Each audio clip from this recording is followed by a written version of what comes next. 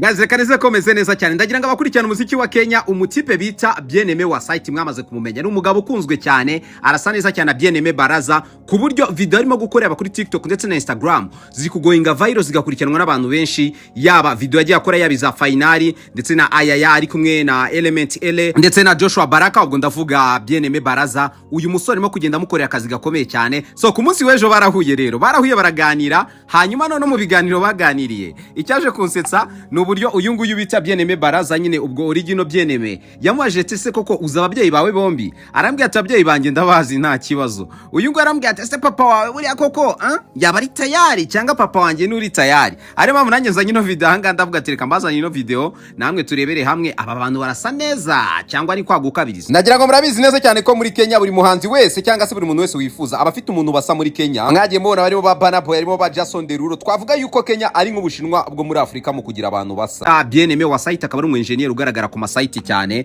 biragaragara neza cyane ko arasa nkuko dusanzwe tubona Bien-Aimé Baraza wacu urabona ko ni umuntu umwe ibi byose bije binakubitana nuko uyu Bien-Aimé Baraza rumaze iminsi arimo kwishimira yuko indirimbo ye finali afatikanyije na Ali Kiba yari maze kurebwa n'abarebyi bagira muri miliyoni 20 uyu munsi turimo kuvugana zimaze kwa miliyoni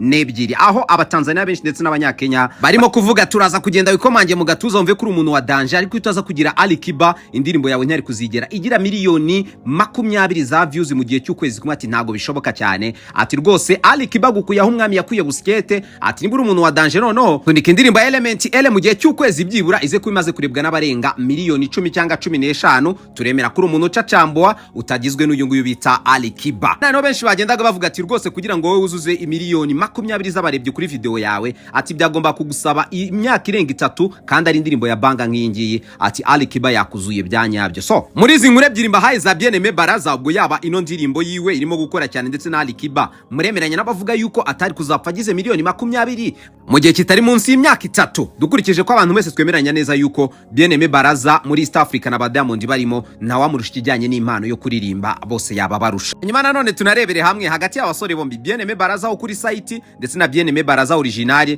ninde papa we yabaraciye inyuma yundi ubuso uyu nguyu wo kuri site papa we yabaragiye agahita afatiranya mama Bien-Aimé Baraza uyu nguyu original akaba yamukuranga amanota akamubyaramo Bien-Aimé namwe nimuze tuganire abakeneye kugura inzu nziza mu Rwanda ndetse abakeneye kwikodesha abakeneye kugura ubutaka services zitandukanye z'ubukerarugendo Real Estate Company ikorera mu Rwanda itanga service neza cyane iyo nimero muri screen ya telefone yawe ni icyerekezo cyiza cyo kugira ngo ibi byose uze kugenda ubikliyaringa kandi uze kubona properties wifuza je nitwe Vino kwizera nurenga kwino post utadufollow inzu zamira ngaho dutagera ibwa mite kubeshywa byinshi paso koto vita larga munyemere mukanya tuze turebere hamwe hagati ya beef ya Neg the General ndetse na Riderman irimo kuvugwa cyane mu Rwanda